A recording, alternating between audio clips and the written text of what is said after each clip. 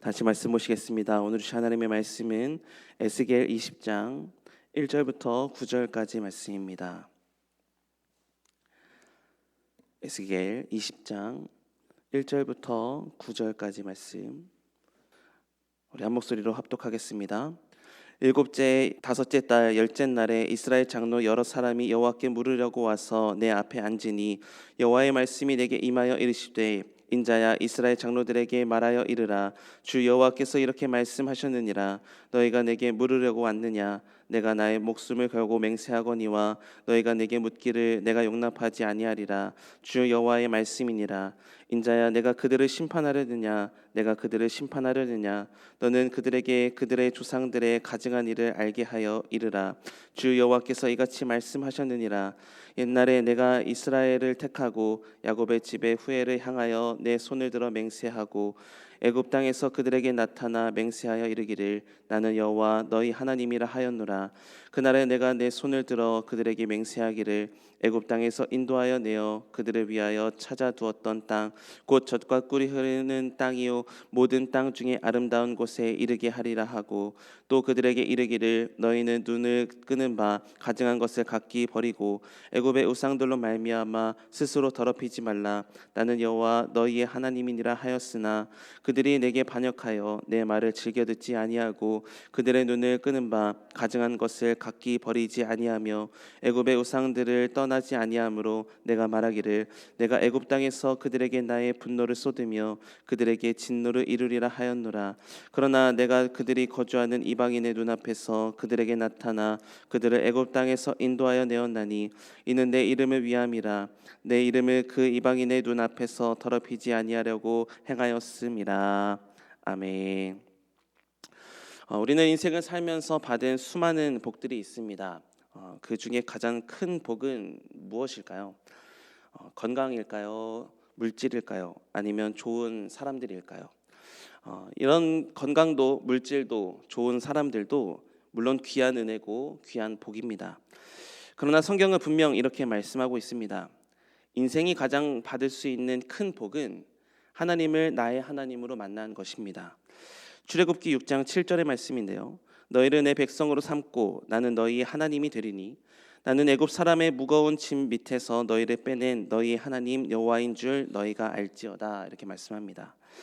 하나님께서 나의 하나님이 되어주시겠다라는 이 언약은 사람이 받을 수 있는 최고의 은혜요 최고의 복입니다. 그런데 하나님의 언약 백성이 우리가 되었다는 것은 우리는 가장 최고의 복을 받은 것이죠. 하지만 아이러니하게도 우리는 이 가장 큰 복을 받고서도 복을 누리기보다 다른 복에 대한 열심을 부릴 때가 더 많습니다.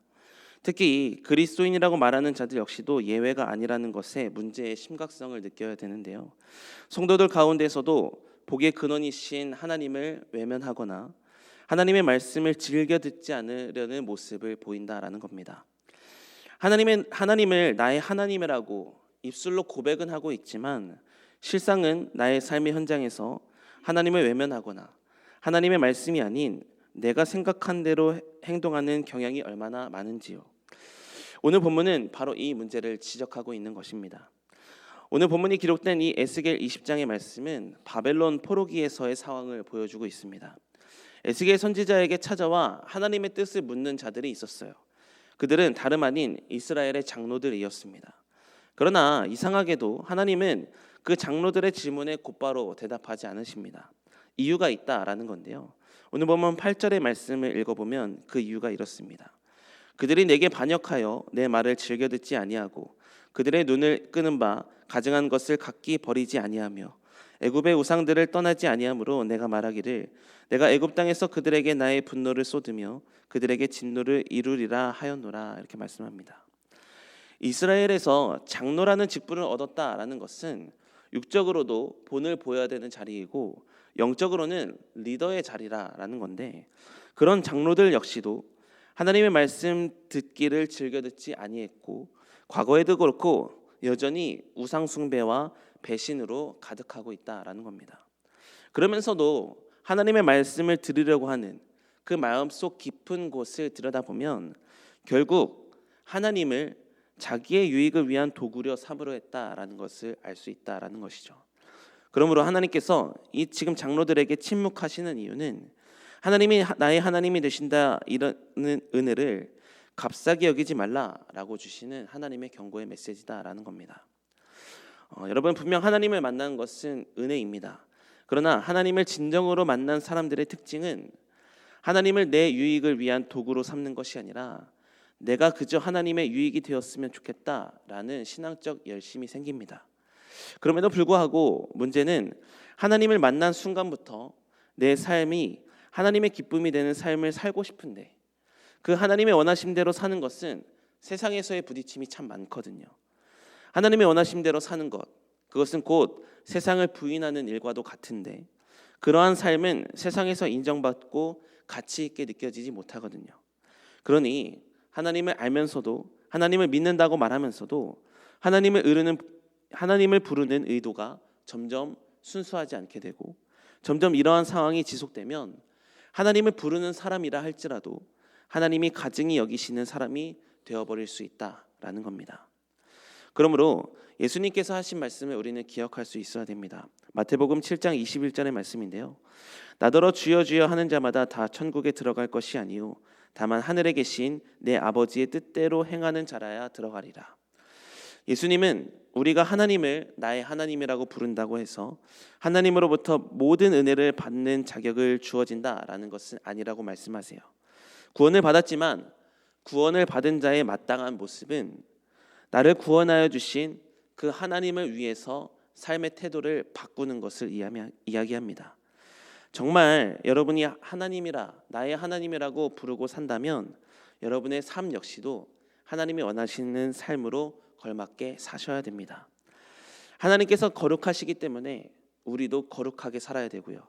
하나님께서 진실하시기 때문에 우리도 진실하게 살아야 됩니다. 하나님께서 사랑이시기 때문에 우리 역시도 사랑을 실천하며 살 수 있어야 됩니다. 만약 성도라고 하면서도 하나님을 나의 하나님이라고 부르면서도 거룩한 길을 즐겨 걷지 않고 하나님의 말씀을 즐겨 듣지 않는다면 어쩌면 신앙생활이라고 말하는 우리의 모든 행위 역시도 하나님을 모독하는 악행으로 여겨질 수 있다라는 것이죠. 사랑하는 성도 여러분, 우리가 인생에서 누리는 모든 복들은 결국 다 하나님께로부터 온 복입니다. 그리고 세상에서 가질 수 있는 모든 복을 뛰어넘는 가장 큰 복은 하나님을 나의 하나님으로 만난 복입니다. 그런데도 우리가 이 사실을 잊고 하나님을 도구처럼 여기며 내 욕심을 채우려는 삶에 치중한다면 그것은 하나님께서 주신 은혜를 값싸게 만드는 일이고 하나님을 슬프게 하는 일일 수 있습니다. 그러므로 저와 여러분이 하나님을 아버지라고 부르는 성도라면 단순히 하나님을 내 아버지라고 부르는 입술의 고백에서 끝나는 것이 아니라 하나님이 원하시는 삶을 사는 데까지 나아갈 수 있는 우리의 삶의 태도가 되길 바랍니다. 때로 우리가 연약하여 하나님의 말씀을 즐겨 듣지 못할 때도 있죠. 세상의 욕심이 우리를 흔들어 하나님보다 그것이 더 커 보일 때도 있죠. 그럼에도 불구하고 하나님은 그런 정욕적인 모습을 추구하는 우리를 포기하지는 않으십니다. 출애굽기의 말씀을 드렸던 것처럼 하나님은 우리가 어떠한 모습으로 있든지 나의 하나님이 되어주시겠다는 이 언약을 깨뜨리시는 분은 결코 아니십니다. 우리가 하나님을 배반할 수 있더라도 하나님은 우리를 떠나지 않으세요. 나의 하나님 되시기에 신실하심을 계속 보여주실 줄 믿습니다. 그러나 우리도 그 하나님의 그 신실하심 가운데서 걸맞는 모습으로 살아가야 된다라는 것이죠. 그러므로 낙심하지 마십시오. 하나님을 향한 우리의 걸음들이 느리고 부족하다 할지라도 그 부족함을 가지고 있는 모습 그대로 하나님께 나아가고 그 부족함 속에서 하나님을 하나님으로 고백하려는 그 모습 자체가 이미 우리는 하나님으로부터 가장 큰 은혜와 복을 누리고 있는 것임을 믿으시기 바랍니다. 우리의 작은 고백을 하나님께서 기쁘게 받아주시고 우리의 삶에서의 작은 믿음의 반응들을 하나님께서 은혜로 여겨주실 줄 믿습니다. 바라기는 하나님이 나의 하나님이 되시겠다고 작정하셨고 끝까지 나의 하나님이 되어주실 것이라는 이 약속은 변함이 없을 것이니 우리 역시도 우리의 삶의 자리를 하나님께 맡기고 평생 하나님을 하나님이라 고백하며 그 하나님과 동행하고 하나님의 원하심대로 살아가기를 힘써 하나님께서 채워주시는 은혜를 누리고 나의 하나님이 되어 주셨을 때 누리는 하늘의 역사를 경험하는 복된 인생들이 다 되시기를 주님의 이름으로 축복합니다. 기도하시겠습니다. 하나님, 우리의 삶이 하나님을 향한 고백과 삶이 일치되는 믿음의 삶이 되기를 원합니다. 세상의 가치관 속에서 하나님의 이름을 부르는 것이 참 힘든 일이지만 가끔은 또 세상의 가치관에 물들어 하나님을 향한 고백과 삶이 분리되는 연약한 모습을 보일 때도 있지만 오늘도 주님 앞에 엎드려 우리의 삶을 다시 한번 내어드립니다. 삶과 고백이 일치되는 삶이 될 수 있도록 우리의 믿음을 더하여 주시옵소서. 그렇게 믿음을 구하는 자들에게 하나님은 믿음을 더하여 주시고 하나님의 신실하심을 보여주시며 하나님의 자녀다운 삶을 살아갈 수 있도록 은혜를 베풀어 주실 줄 믿습니다. 삶의 고백과 삶의 행동이 일치되는 우리의 삶이 될 수 있도록 은혜 위에 은혜를 더하여 주시옵소서. 하나님, 오늘도 가지고 나온 여러 가지 기도 제목들이 하나님의 영역에서 반드시 상달되게 될 줄 믿습니다. 하나님께서 채워주시는 믿음의 응답을 누리며 살아가는 복된 인생들이 될 수 있도록 우리의 삶을 인도하여 주시고 축복하여 주시옵소서. 감사드리며 예수님의 이름으로 기도드립니다. 아멘.